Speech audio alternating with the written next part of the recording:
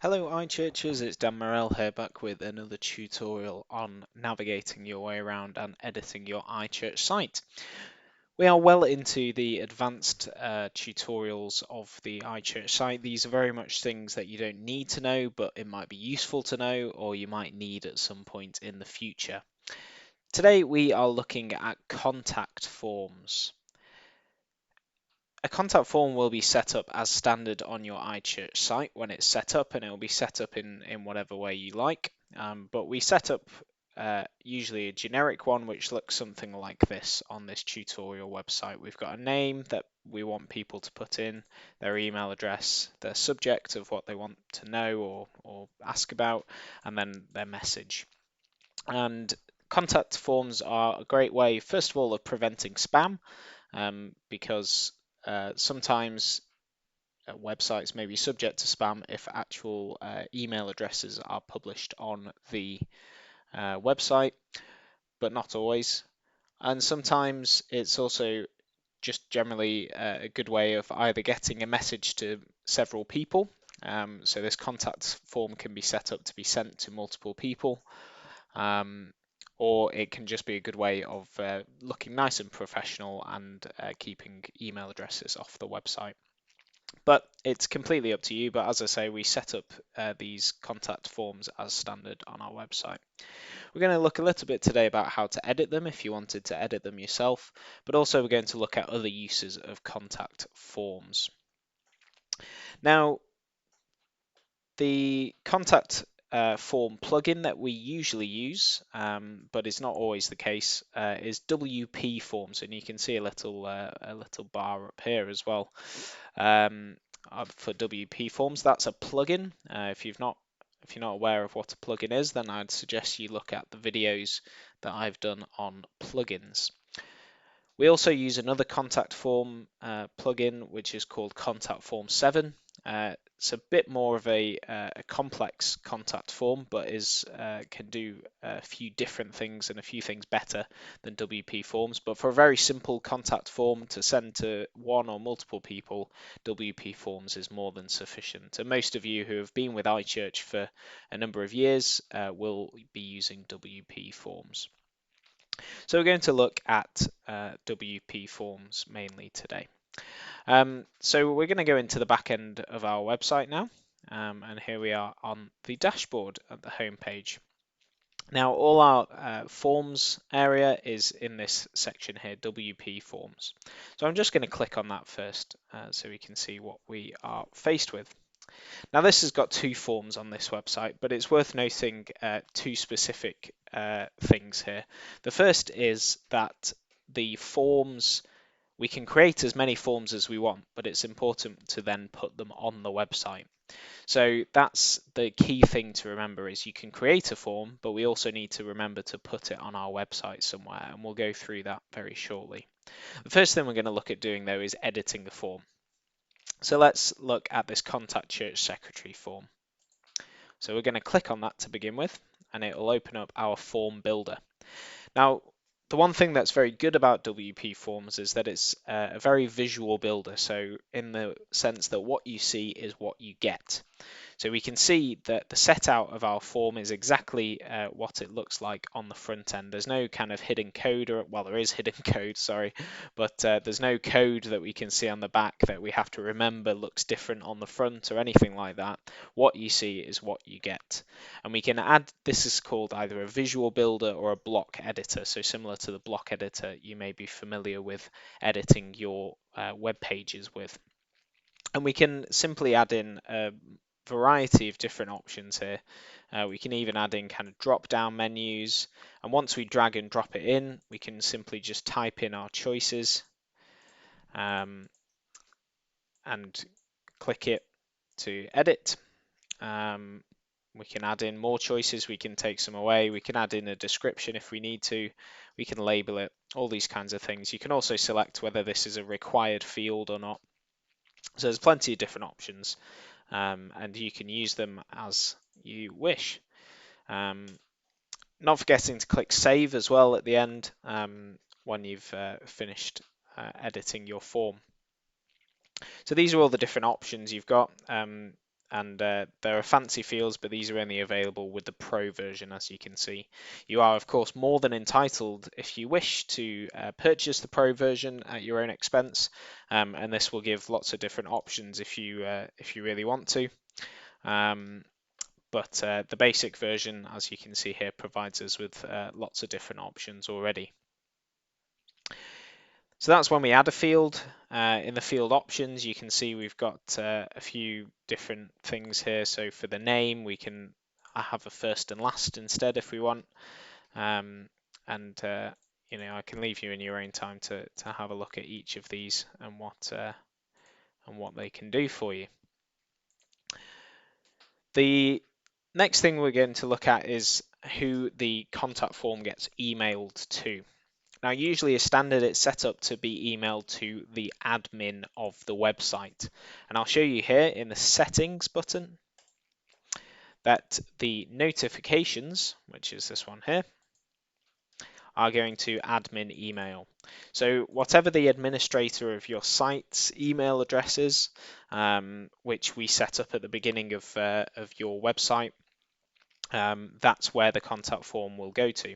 This can be very easily changed, either the admin email itself or the contact address. So we can do that here by simply just getting rid of this, or as we can see here, it says for multiple notifications, separate email addresses with a comma. So I might want to send it to the admin email, and as you can see, this special bit of code here kind of indicates to me that if the administrator's email changes, then so will this contact form. So that is a good thing. So we can keep that if we want, but we might want to add in more email addresses. So I might want it to go to the church secretary. Of course, I would normally type in the email address, and the treasurer.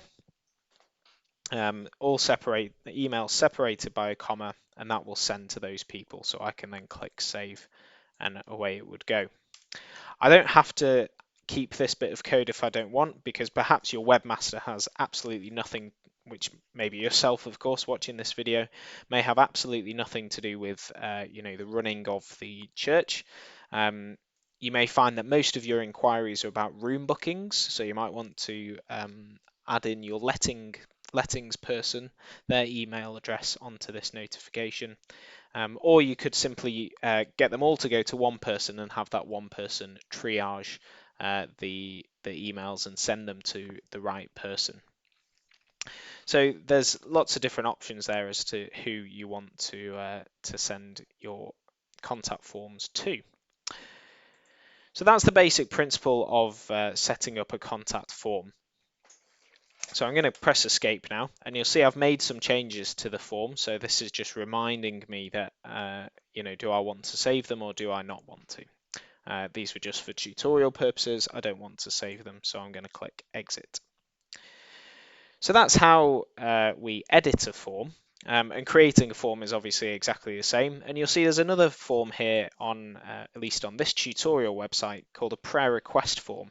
And we have put this in on this website.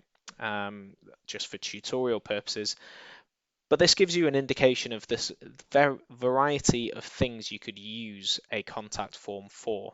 And I suppose contact form in itself is probably a pretty poor choice of words, because it doesn't just have to be to get in contact with somebody.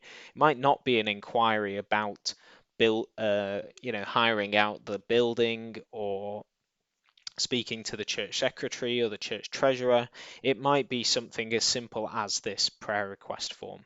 And even if people email it knowing that they might not get a response, or they don't need or want a response, that form could be a good thing to have. So something like a prayer request form could be great.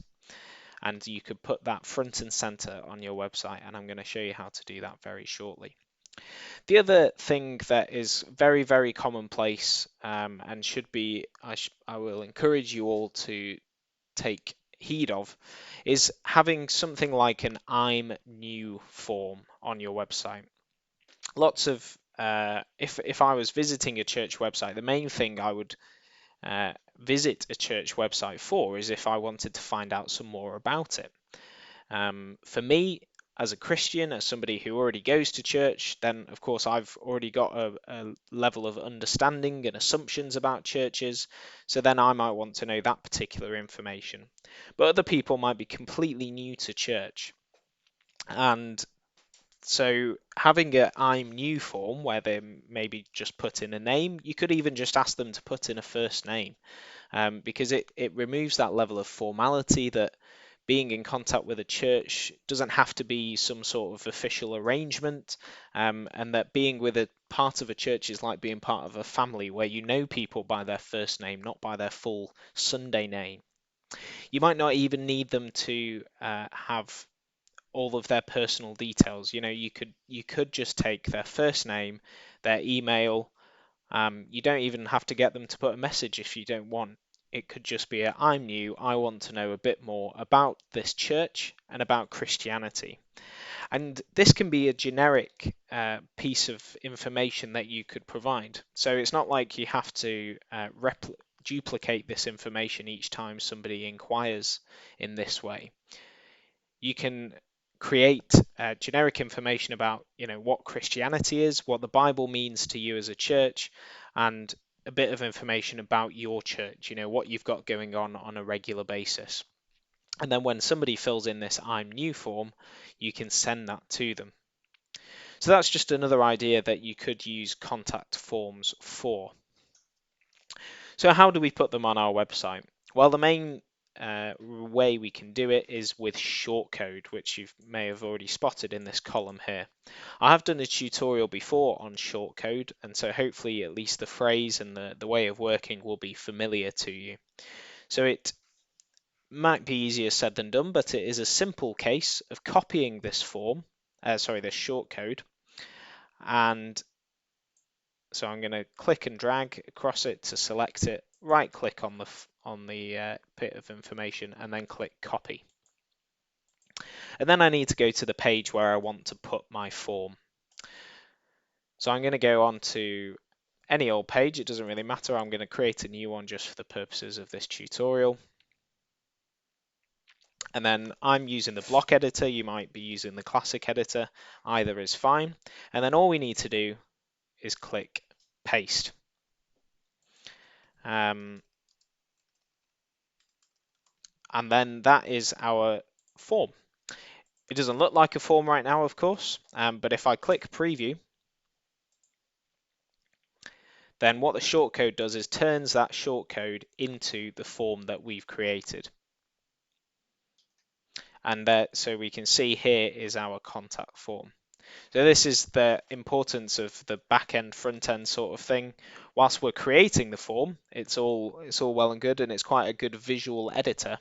And so what you see is what you get. But with shortcode, we have a shorter code that speaks to the computer, speaks to the internet, just to put that briefly, and generates our contact form. When we change the contact form, and as long as we save it, those changes will be reflected on the front end. So we don't have to worry about updating this actual page. We can just update the form itself, click save, and that will reflect on the front end. So that's a whistle-stop tour of contact forms. Don't hesitate to get in touch if you have any questions about this, or indeed any other aspect of editing your iChurch site. Plenty more tutorials are available at www.interactivechurch.org.uk/resources, and I look forward to hearing from you soon. Take care.